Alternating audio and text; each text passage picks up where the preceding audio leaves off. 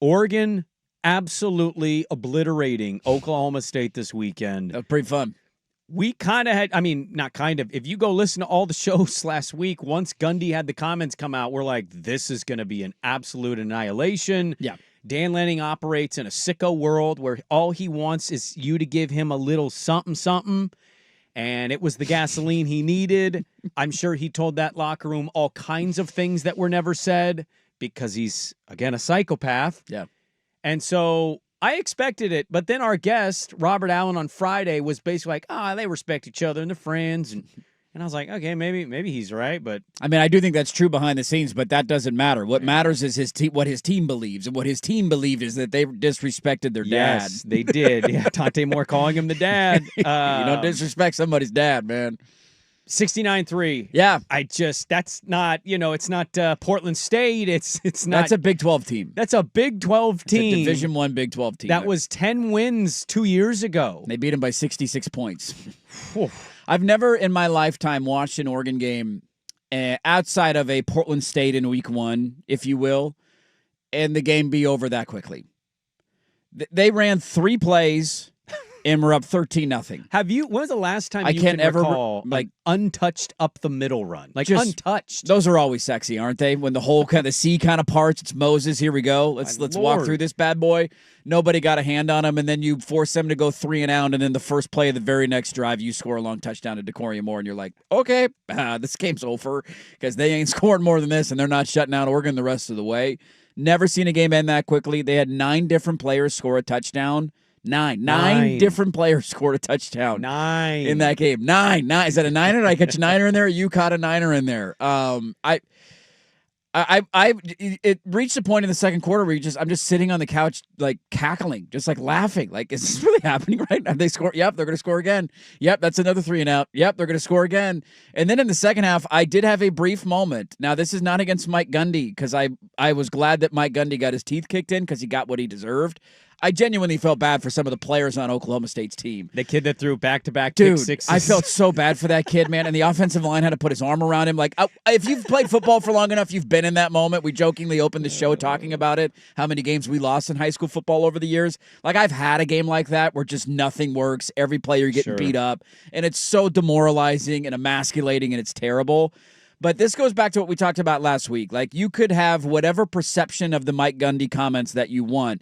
Our opinions on it don't matter. Whether you think it's just him trying to rile up his boosters, whether you think it's him trying to, diagnose some big issue in college, none of that matters. What mattered at the time, and we said it at the time, was the only thing that's going to have a big impact out of this is what Dan Lanning's locker room feels. And Dan Lanning will, if you give him an inch, he will take it a mile. He is a psycho at getting his team to be essentially brainwashed by everything that he says, and it's one of his strongest traits as a head coach, and they came out with their hair on fire. That was the Colorado game on steroids, and I think the Colorado game from a couple years ago would have looked this way, but Noah Whittington got hurt at the end of the first half and ended up missing the rest of the year, and I think when that happened, the staff said, all right, dude, let's not get anybody else hurt. Let's pull back the reins a little bit here. 69-3 was the message that he wanted to send, and he sent that message. Well, I would add to that because the Colorado game is a good example. I think going into that, it was more about Deion didn't say anything. It was just noisy because it was Deion, popping the right? Deion hype bubble of everybody was talking about them coming into the game. Right. And Oregon was like, yo, we're a top 5 team in the country. I think what really added the fuel to that fire was the pregame shenanigans of laughing, threatening to whoop a coach's ass. Like everything that happened the pregame that we famously play those videos. The one player standing, watching their warm-ups, laughing the defensive lineman. Yeah, and then getting killed like that. I think that's the Gundy comments. And I will give at least this. I do think the context of what he's saying, he way exaggerated a number of $40 million.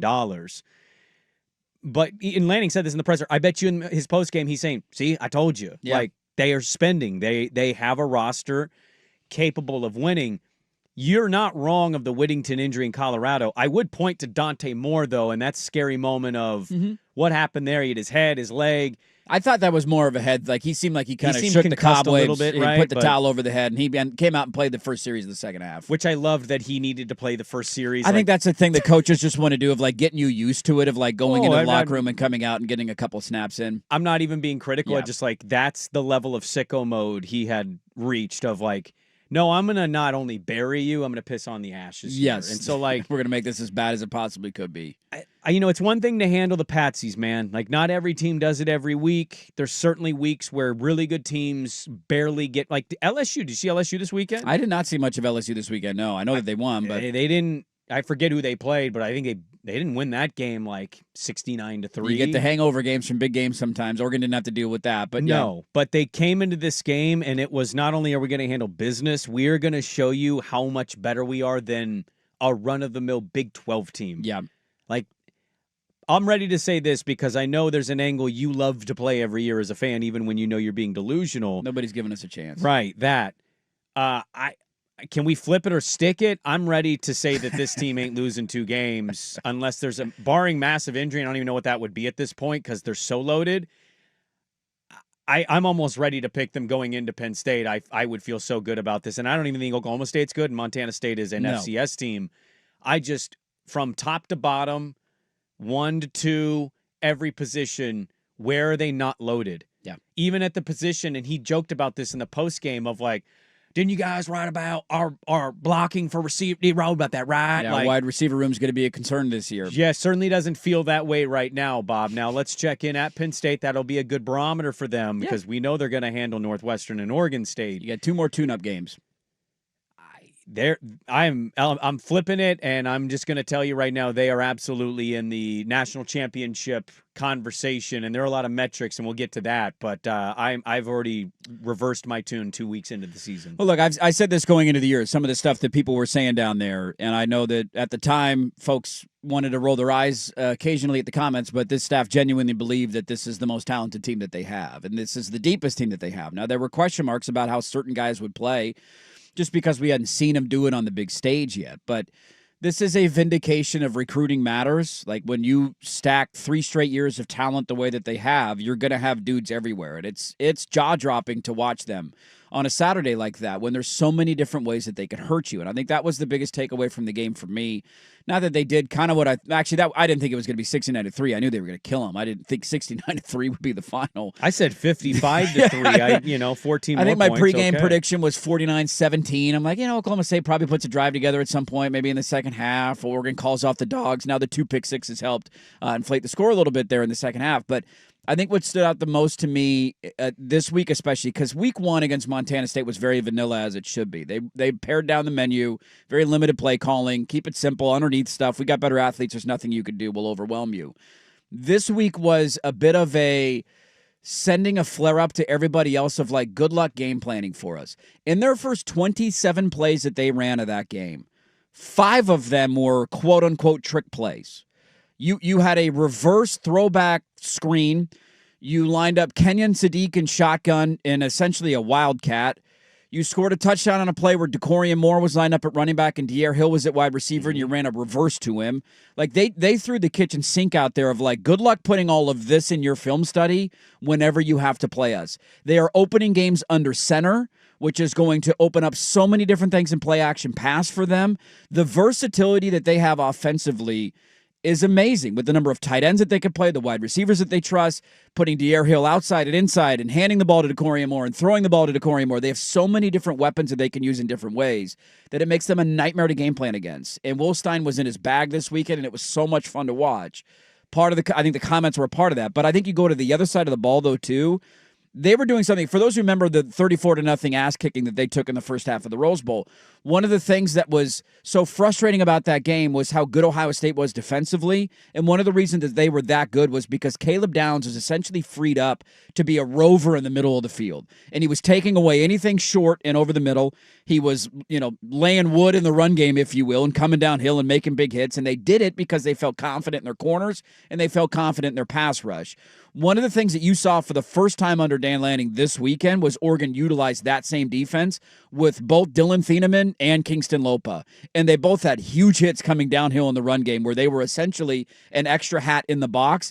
And they now have the I guess trust would be the word, in their corners and the way that they're playing on the outside and how good their defensive line is. They can leave those guys on an island. You can play some sort of a shell Tampa 2 if you want. And we trust our corners to make plays. We trust our defensive line, and it frees up two elite athletic safeties to just roam around and make plays. And that's versatility, I would say, on the offensive play calling side and the defensive play calling side that they have not had under Dan Lanning. Yeah, it's if you ask me, like, what do you expect the first 4 weeks, right? Because we have a random Big 12 game or Big 10 game, this weekend. The big nooner, Oregon goes to Northwestern. 9 a.m. game. Plus Oregon State. I'm like, oh, they're 4-0. That's, going to Penn State, and we'll see where they're at. I just, if you tell me, like, it just felt so personal. Like, I don't know about you, because you're a fan. You're rooting for this team, right?